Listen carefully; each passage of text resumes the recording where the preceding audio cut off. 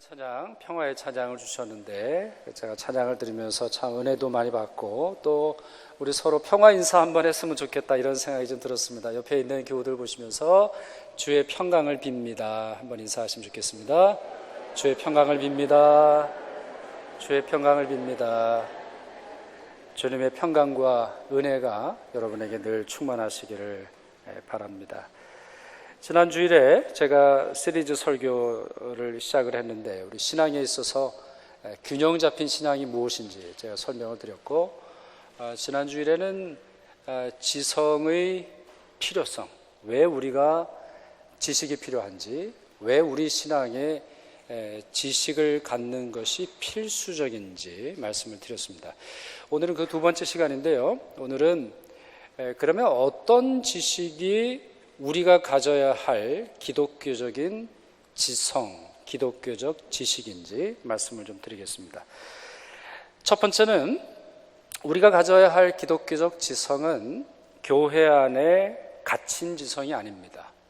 교회에서만 쓸 수 있는, 또 신앙생활할 때나 적용이 되는 그러한 지성이 아니라는 것이죠.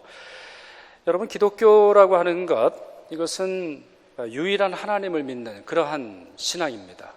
우리는 하나님이 하늘을 다스리시고 땅은 마귀가 다스리는 이런 신앙을 갖추고 있지 않습니다. 하나님은 이 세상의 90%를 다스리시고 10%는 또 다른 신이 다스린다, 이렇게 믿지 않습니다. 온 세상이 하나님의 것입니다. 보이든 보이지 않든, 때로는 우리의 이성과 우리의 생각으로 이해하기 힘든 것이라 할지라도 하나님의 섭리에서 예외로 둘 수 있는 것은 없습니다. 그러므로 하나님이 천지를 창조하셨고, 그러므로 하나님이 우리에게 말씀하신 이 성경적 진리는 단순히 교회 안에서만 머무는 것이 아니라 이 세상 한복판에서도 진리라고 하는 거죠. 여러분의 경제생활, 여러분의 가정생활, 여러분의 직장생활, 여러분들이 대학을 다니든 아니면 그렇지 않든 어떠한 생활이든지 간에 하나님은 유일한 하나님이시며 그분이 하신 말씀은 유일한 진리가 되는 겁니다. 디모데후서 3장 16절 17절 이렇게 말씀하고 있죠. 모든 성경은 하나님의 감동으로 된 것으로 하나님의 사람으로 온전하게 하며, 하나님의 사람이 온전하게 되는 것은 성경 외엔 다른 길이 없습니다. 뿐만 아니라 모든 선한 일을 행할 능력을 갖추게 하려 합니다. 자, 어떤 선한 일 이렇게 되어 있나요? 뭐라고 되어 있어요? 본문에 모든 선한 일이라고 되어 있어요. 여기에는 뭐 괄호치기를 해서 괄호로 교회 안에서만 모든 선한 일, 아니면 집 안에서만, 아니면 나랑 친한 사람과의 관계에서만 선한 일, 이렇게 되어 있지 않고 모든 선한 일이라고 했어요. 그러니 이렇게 볼 수 있는 거죠. 성경의 효력은 기독교에 머문다거나 교회 생활에만 도움을 주는 책이 결코 아니라는 겁니다. 기독교의 진리는 세상에서도 진리가 되어야 되는 것이죠. 요셉 우리가 참 좋아하죠. 우리 부모님들이 특히 좋아합니다. 애들은 별로 안 좋아하는데 이 부모님들이 요셉과 다니엘을 좋아해요. 왜냐면 이제 총리가 됐잖아요. 총리고 세상에서 아주 한몫하던 사람들이기 때문에 예수님 얘기 잘 안 해요. 뭐 세례 요한 얘기 잘 안 해요. 뭐 세례 요한은 세련되지도 못하고 그냥 광야에서 계시다가 또 뭐 힘들게 돌아가신 분이신데 뭐 그런 얘기 잘 안 해요. 요셉 참 좋아해요. 그래, 꿈 좀 꿔라. 특히 이제 뭐 앞으로 진로가 뭐야, 뭐 하고 싶어, 이런 질문에 제대로 대답하지 못하는 애들에게는 너 요셉처럼 꿈을 꿔야 돼, 하나님의 꿈을 가져, 뭐 이런 얘기를 합니다. 근데 여러분 아세요?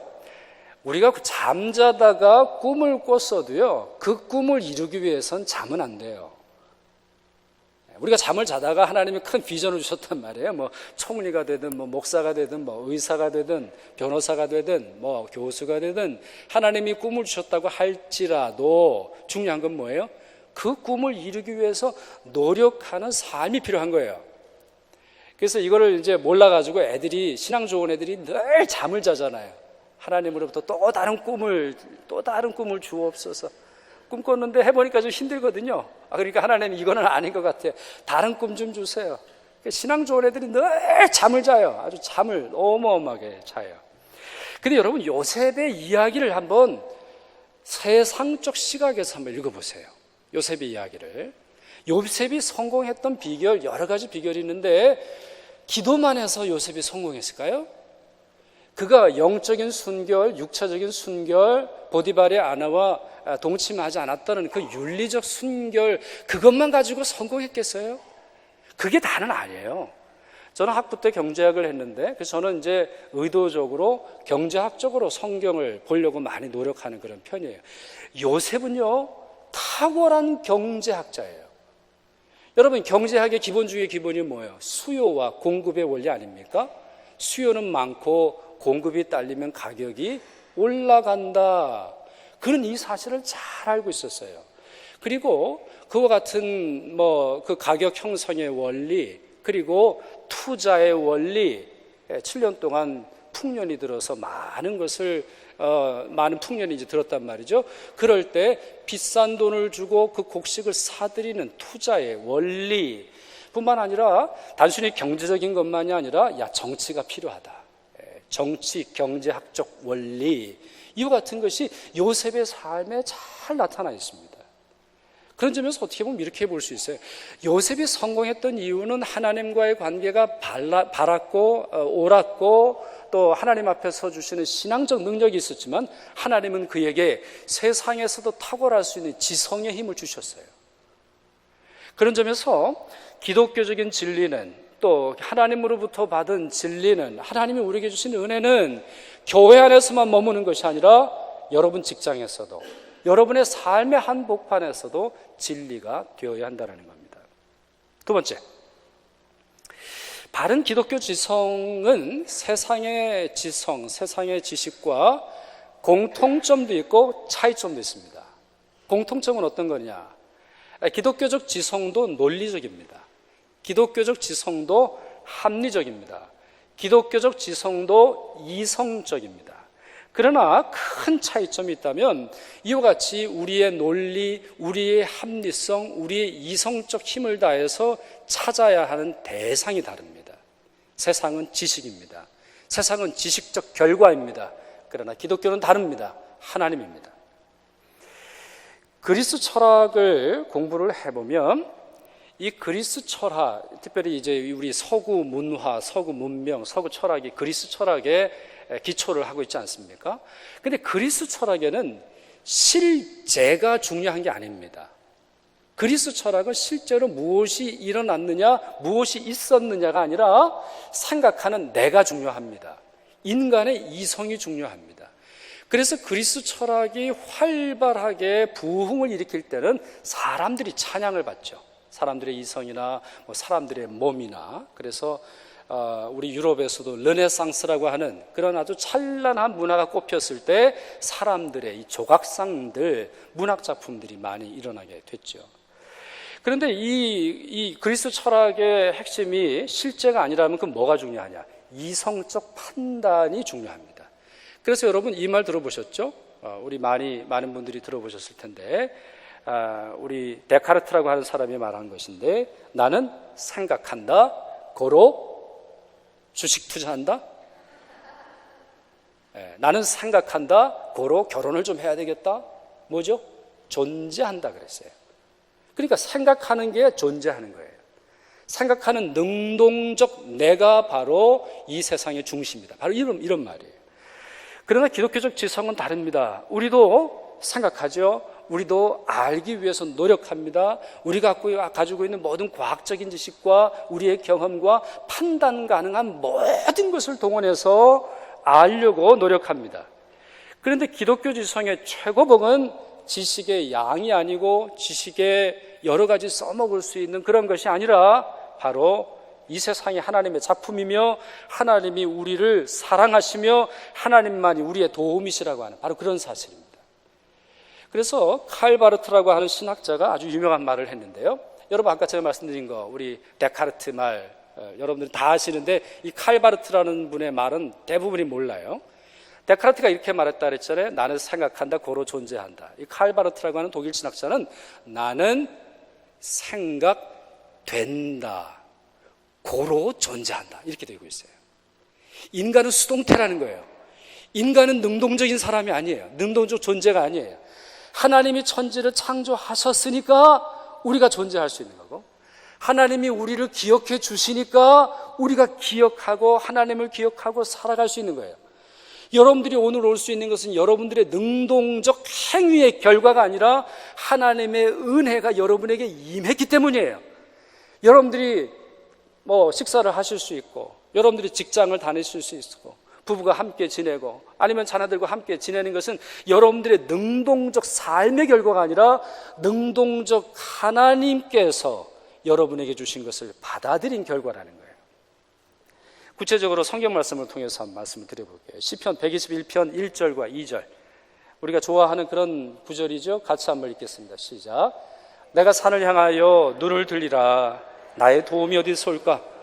나의 도움은 천지를 지으신 여호와에게서로다. 아멘. 이 시편 기자가 산을 보고 있네요. 내가 산을 향하여 눈을 들리라. 그냥 요즘 우리말로 하면 뭐예요? 나는 산을 봅니다. 왜요? 그 다음 구절에 뭐라 되어 있죠?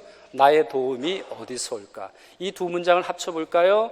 나의 도움이 산에서 오리라고 생각하고 산을 바라보고 있습니다. 산이라고 하는 건 뭘까요? 지형적으로 높이 솟아있는 흙과 돌을 말하나요? 아니에요. 이것은 역사를 말해요. 이스라엘 사람들에게 있어서 산은 역사적 중심지예요.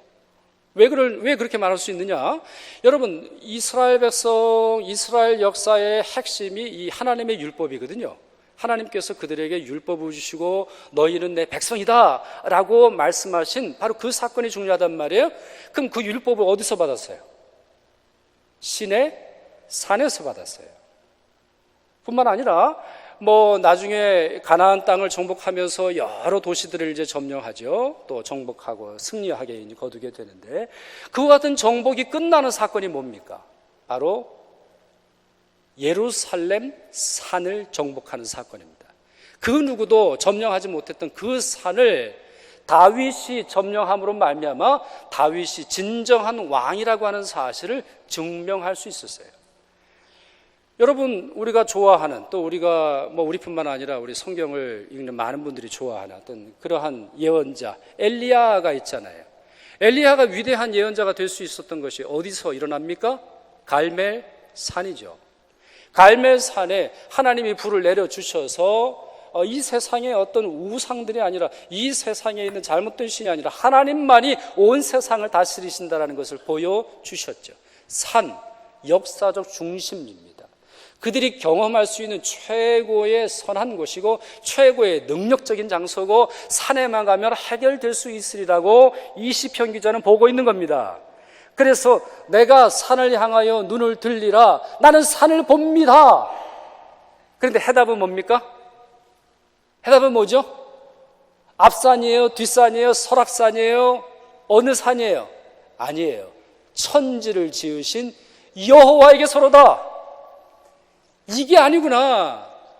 우리가 생각하고 또 생각하고 관찰하고 실험하고 역사책을 뒤지고 과학책을 뒤져 보았는데, 그와 같은 것을 통해서 많이 우리가 도움을 받을 수 있지만, 진정한 도움은 하나님이시구나 라고 하는 거예요. 이것이 뭐라고 부르냐면, 우리 영어에서는 experience라고 그래요. 그런 거였구나. 우리가 눈으로 보는 이게 전부가 아니구나. 관찰 대상할 수 있는 것이 전부가 아니구나. 바로 이 모든 것을 지으시고 다스리는 분이 하나님이시구나. 바로 이와 같은 것을 깨닫는 것이 기독교적 지성의 가장 높은 단계, 가장 깊은 단계, 가장 멀리까지 볼 수 있는 심 안의 단계라고 말씀드릴 수가 있습니다. 그런 점에서 세 번째, 바른 기독교 지성은 열매가 다릅니다. 세상의 열매와 우리 기독교적 지성, 기독교적 지식의 열매가 다릅니다. 세상 지식인들도 사실은 지식만 얻는 건 아니죠. 우리 지식이 있고 지식으로 우리 돈 버는 사람들, 어떤 사람들은 또 우리 멸시하는 그런 경우도 있는데, 그러나 많은 경우에 있어서, 어떤 경우에 있어서 이 세상의 지식인들, 대학 교수들, 과학자들, 이런 분들에게도 신념이라는 게 있습니다. 우리 종교인이 갖고 있는 것처럼 신념이라는 게 있습니다. 감격이라는 게 있습니다. 뭔가를 깨닫게 되면 알게 되었다가 아니라 내가 이걸 어떻게 알았지? 이걸 어떻게 알았을까 내가? 감격하는 게 있습니다. 스스로 나는 천재야 이러는 감격이든지 아니면 무슨 감격이든지 감격하는 감정의 동요라는 것이 있습니다. 또 어떤 경우에 있어서는 죽기도 하죠. 자기가 깨달았던 과학적인 지식, 사회적인 원리를 실천하고자 죽으려고 하는 사람들이 얼마나 많이 있습니까? 여러분, 큐리 부인이라고 있잖아요. 우리 큐리라고 하는 그분이 이제 우리 방사능이라고 하는 것을 이제 발견하지 않습니까? 큐리는 노벨상을 2개를 받았어요. 이제 유일한 사람이에요. 노벨상을 2개를 받고 남편도 노벨상을 이제 함께 받았던 그런 사람인데, 그러나 그가 그 과학적인 원리, 과학적인 어떤 그 물질을 찾으려고 자기의 삶을 들이잖아요. 실제로 나중에 최초로 원자력 원자로인가요? 그거를 이제 개발했다고 제가 이제 알고 있습니다만, 이와 같이 과학자들도 자기를 드립니다. 하나 또 예를 들면, 여러분 아르키메데스라고 하는 사람이 있는데, 이 사람은 기원전 3세기경에 살았던 그리스 수학자고 발명가입니다. 이 사람에게 숙제가 내려졌는데, 왕이 쓰고 있는 관이 진짜 황금으로 만들어졌는지, 아니면 거기에 쇠를 섞던가 아니면 다른 불순물이 섞여 있는지를 알아내려고 하는 숙제가 벌어졌습니다. 지금은 이거 쉽게 우리 계산할 수 있겠습니다만, 근데 이분이 이거를 못 찾는 거예요. 도대체 어떻게 찾아야 될지 몰라요. 그러다가 목욕이라도 하자. 이게 탕에 들어갔는데 무슨 일이 벌어졌다 그러죠? 목욕물이 넘치는 거예요. 우리 같으면은 목욕물이 넘쳤으니까 뜨거운 물 더 주세요 이럴 텐데, 이분은 너무 기뻤어요. 그렇구나. 물에 어떤 물체가 들어가면 그만큼 물이 빠져나가는구나. 이거를 깨닫고 이 사람이 이제 나체로 옷도 안 입고 너무 기뻐가지고 내가 발견했다 그러고 이제 뛰쳐나가는 거 아니에요.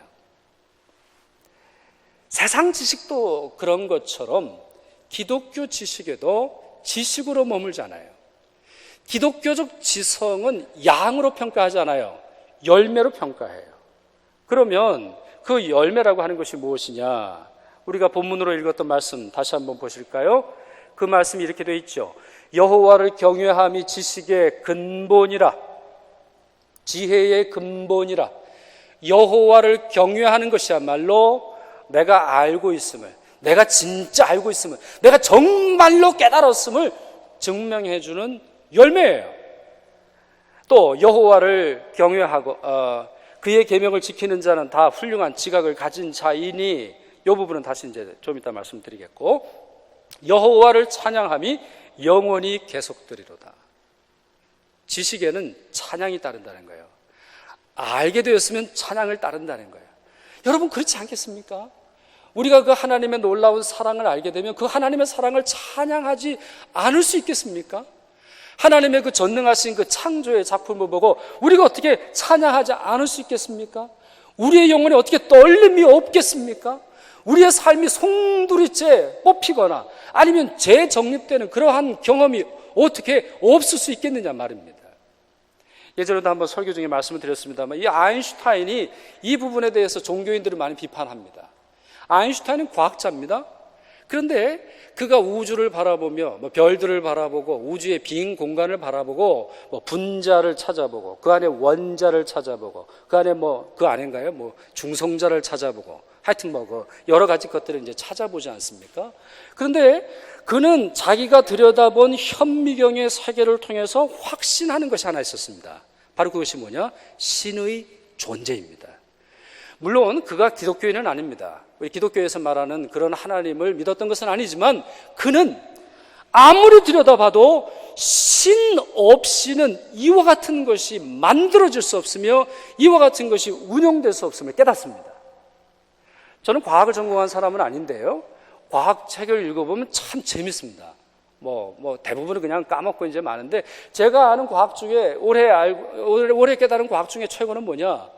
원자도 모든 물질이 꽉 차 있는 게 아니라네요. 그 안에도 빈 공간이 있다네요. 이런 물질도 그냥 딱딱하게 보이는 고체 형태이지만 이 안에도 빈 공간이 있대요. 아무리 작은 곳에도 빈 공간이 있다는 거예요. 아인슈타인의 해답은 뭔지 아십니까?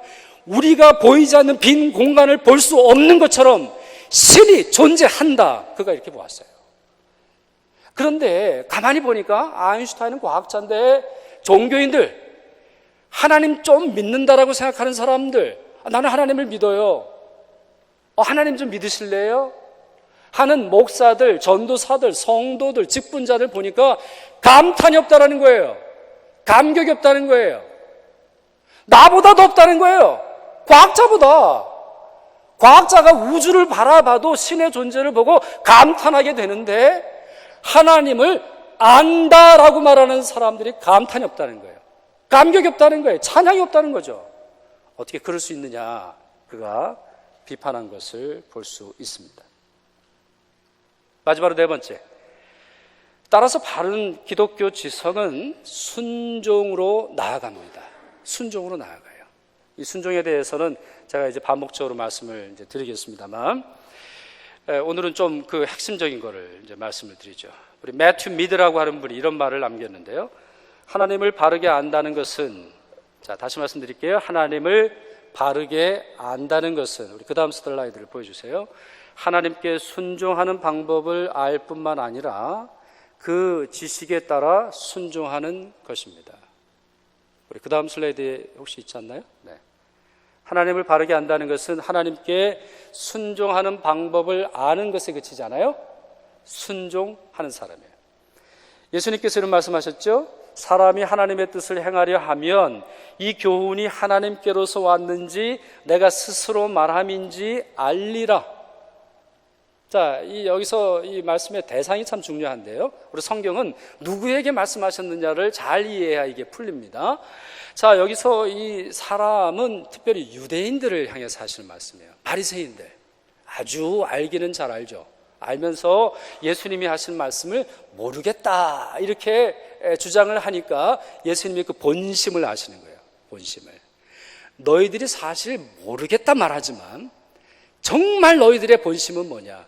말씀을 들어도 지키지 않으려고 하는 거예요. 말씀을 들어도. 하나님의 말씀을 들어도 귀로 딱 들어오는 순간, 이건 나한테 유익한 거, 오케이, 이걸 들어야지. 아니면 하나님의 말씀을 들을 때, 요거는 나한테 좀 뭔가 유익이 있고, 그런 거. 이런 거 듣고 마음속의 본심이 이 하나님의 말씀을 막 잘라내는 거예요. 들어오기 전에 막 잘라내는 거예요. 그래서 주님이 말씀하시잖아요. 사람이 하나님의 뜻을 행하려 하면, 하나님의 뜻을 행하고자 하는 자, 하나님의 뜻대로 살고 싶어 하는 자, 순종하려고 결심하는 자는 이 교훈이 하나님께로 왔는지 안 그런지를 안다라는 거예요. 이게 참 놀라운 말씀인 거예요. 순종이 따르는 거죠. 조금 전에 읽었던 시편 중간 구절에서 이렇게 말하고 있잖아요. 그의 계명을 지키는 자는 다 훌륭한 지각을 가진 자니. 훌륭한 지각이 있는 걸 어떻게 알아요? 행동을 보면 아는 거예요. 행동을 보면 아는지 모르는지가 구별이 되는 겁니다. 아는데 행동으로 옮기지 못했어요? 이거는 다른 차원의 얘기예요. 전도서에 보면 산 개가 죽은 사자보다 낫다는 말씀이 있어요. 여러분, 사자가 대단하죠? 사자가 그 이빨이 대단합니다. 저는 정확하게 좀 기억은 안 납니다만 이 턱의 힘이 어마어마하다 그러죠. 그래서 이게 다른 우리 다른 짐승이라든가 이거 그냥 한순간에 물로 이렇게 부러뜨릴 수도 있고 그거를 질질 끌고 갈 수도 있는 어마어마한 힘이 있어요. 또 발톱은 또 얼마나 셉니까? 가죽은 얼마나 세요? 보는 순간 우리는 무섭단 말이에요. 그러나 하나님의 말씀을 들어도 순종하지 않는 자는 죽은 사자예요. 죽은 사자보다 산 개가 나요. 여기서 말하는 산 개는 뭐냐? 패트를 한번 생각해 보세요. 아무것도 아니에요. 정말 아무것도 아니고 그냥 조그만 강아지에 지나지 않아도 살아있는 것이 나아요. 하나님의 말씀을 얼마나 많이 들었느냐, 얼마나 오래 들었냐는 여러분들이 하나님 앞에 섰을 때 여러분의 의로움으로 평가되는 것이 결코 아니에요. 들은 말씀을 순종하셔야 돼요. 그래야 여러분이 누구의 사람인지 드러날 거예요. 주님이 그렇게 말씀하시잖아요. 내 양은 내 음성을 듣나니. 내 양이 아니기에 못 듣는 거예요. 따라서 정말 내가 주님의 양이라면, 내가 정말 주님의 사람이라면, 하나님의 백성이라면 순종하지 않을 수 없고, 순종하지 않는 내 모습을 발견하면 안타까움으로 자기 자신을 쳐서 복종시켜야 돼요. 예수님을 끝없이 괴롭혔던 많은 바리새인들이 바로 이런 문제였었고, 이와 같은 바리새적 특성이 우리에게 끊임없이 나타나고 있어요. 구체적으로 말씀드려 볼까요? 남을 험담하고 다니는 사람은, 그리고 남을 험담하기 위해서 자기 자신의 지식을 사용하는 사람은 하나님의 공의를 깨달은 사람이 아니에요. 자기 것을 나누는데 인색한 사람은 모든 것을 희생하여 내어주신 주님을 깨달은 사람이 아니에요. 낯선 자를 환대하지 않고 과부를 조롱하고 고아를 업신여기고 난민을 내치고 가난한 자들을 향해서 손가락질하는 자들은 무한하신 하나님의 자비와 긍휼을 모르는 자들이에요. 전도와 선교와 구제를 생각하고 상상하고 기도만 하면서 모든 일이 잘 되리라고 보는 사람들은 왜 하나님께서 예수 그리스도를 보내시기까지 우리를 사랑하셨는지 전혀 모르는 사람들이에요. 자기의 생각과 자기의 경험과 자기의 판단을 통해서 남을 비판하고 잣대를 대서 끌어내리려고 하는 사람들은 결코 자기의 모든 것을 주셨던 하나님의 사랑을 알 수 없는 사람들이에요. 그런 점에서 사랑하는 여러분 모두가 주님 주신 지성을 얻으시기를 원하는데, 여러분이 가지고 계신 지성이 참된 것인지 스스로 분별하시길 바랍니다. 결론을 좀 내릴까요? 고등학교까지는 우리 아이들이 신앙생활을 잘합니다. 대부분 그래요. 억지로 끌려왔든 아니면 기쁜 마음으로 왔든 고등학교 때까지는 신앙생활을 잘해요. 그런데 대학 가면 달라져요. 애들이 대학 가면 달라져요. 대학 가면 퍼센테이지를 정확하게 내릴 수는 없어도 50% 정도는 안 가요. 이거는 미국도 마찬가지고 캐나다도 마찬가지고 한국도 마찬가지예요. 이민교는 조금 더 퍼센테이지가 높은데, 근데 이 아이들이 원래는 수련회도 가고 예배도 잘 드리고 찬양도 하고 찬양할 때는 점프도 하고 눈물도 흘리고 세례받고 이런단 말이에요. 근데 왜 대학을 가면 애들이 안 다닐까? 왜 신앙을 멀리 할까? 여러 가지 분석이 있는데, 제가 만난 대학 교수들에게 한번 물어봤어요. 기독교인이면서 대학 교수님분들에게 물어봤는데, 그분들 중에 많은 분들이 이렇게 결론을 내리세요. 교회 신앙이 잘못되어 있음을 아이들이 잘 보여준다는 거예요. 부모들의 신앙이 얼마나 문제가 있는지 애들이 잘 보여준다는 거예요. 어떤 문제? 여러분, 대학이라고 하는 것은 이제 논리적이거든요. 대학 시험은 I believe 이렇게 나가지 않아요. I think 이렇게 나가요. 그렇잖아요? 그리고 I think, 내가 생각하는 것이 무엇인지를 증명하기 위해서는 source가 있어야 돼요. 그걸 어느 논문에서 가져오든 자기가 관찰을 하든 실험을 하든 그것을 증명하고 입증할 수 있는 능력이 있어야 돼요. 그런데 고등학교 때까지 신앙생활 잘했던 애들이 대학을 가면 그와 같은 논리적 설명, 지성적 설득, 누군가에게 설명하기 위해서 말하는 이성적 능력이 없다는 거예요. 예를 들어서 이제 생물학적인 거 한번 보실까요? 애들이 가면은 뭘 배워요? 다윈이즘을 배우거든요. 이 세상은 우연히 만들어졌고 이렇게 행성이 폭발해가지고 어떻게 수소가 만들어지고 물이 형성이 되고 거기서부터 물고기가 만들어지고 이런 걸 배운단 말이에요. 저는 CBC에 있는 Nature of Things라고 하는 그런 프로그램을 잘 보는데, 거기 최근에 무슨 자료가 올라오냐면은 아주 재미있는 자료가 있어요. 최초의 인류가 아프리카에서 태어났대요. 그리고 그 아프리카가 사하라 사막을 거쳐가지고 예루살렘을 거쳐서 이 북쪽으로 전진했다는 거예요. 그러면서 거기서 발견한 스컬도 보여주고 그런 걸 보여줘요. 5만 년 전에 그런 일이 있었다는 거예요. 근데 우리 성경은 다르거든요. 성경의 역사는 5만 년 이렇게 역사를 말하고 있지 않아요. 그런데 이와 같이 가르치는 대학, 이와 같이 가르치는 세상에서 그러면 기독교적 진리와 하나님의 창조 원리가 무엇인지 우리는 말해줘야 할 의무가 있어요. 단순히 나는 창조론을 믿어, 하나님이 창조하신 것을 믿어, 그걸로 끝날 일이 아니라는 거예요. 그럼 이와 같이 세상에서 발견된 여러 가지 과학적인 지식, 여러 과학적인 탐구한 것이 과연 성경적으로 무엇을 말하는지, 성경은 그것을 무엇을 말하는지 말해 주어야 하거든요. 여러분 가정에서는 하십니까? 여러분 가정에서는 여러분이 알고 있는 지식과 성경에서 말하고 있는 것이 과연 어떤 연관성이 있는지, 우리 교회는 뭐 정부에 계신 분도 많고 또 우리 과학자도 많고 우리 컴퓨터 전문가도 많으시잖아요. 여러분은 여러분이 알고 계신 지식이, 여러분이 알고 계신 성경적 지식이 이 세상에서 무슨 의미를 지니는지 말해주고 계시나요? 못 들었다는 거예요, 애들이. 교회에서는 I believe, 믿어, 그냥 믿어, 잔소리 하지 말고 믿어. 안 통하는 걸 아이들이 아는 거예요. 그래가지고 대학을 가서는 뭐라고 생각을 하냐면, 기독교는 just individual dimension이라는 거예요. 개인적으로 우리 엄마가 믿고 우리 아빠가 믿는 개인적 종교고, 아니면은 그냥 마음에 교회 오면 이렇게 편하고 좋아. 뭐 교회 오면 이제 밥 주고, 아니면 뭐 빵 주고, 아니면 커피를 주고, 아니면 뭐 좋은 음악을 들려주고 마음에 평안을 주는, 그냥 심리적이고 심정적 위안을 주는 종교로 아이들 생각을 한다는 거예요. 진리는 따로 있다는 거예요. 결국 아이들이 내릴 판단은 뭡니까? 진리를 알기 위해서 기독교는 아무 도움을 주지 않는다라고 생각하는 것이 이 아이들의 특징이라는 거예요. 이 책임이 누구에게 있어요? 먼저 믿었던 선배들에게 있어요. 미국의 예를 한번 들어볼게요. 미국의 명문대학은 대부분 신학교에서 출발했어요. 대부분 그래요. 특별히 이제 아이빌리그들은 대부분 그런데, 그런데 이 신학교, 기독교 학과에서 시작했던 이 학교들이 18세기, 19세기, 20세기, 21세기로 넘어오면서 엄청난 공격을 받습니다. 뭐 다윈이즘이라든가 뭐 사회주의라든가 막시즘이라든가 뭐 사회적인 여러 원리들로 기독교적인 진리는 가짜다, 뭐 어마어마하게 공격을 받았어요.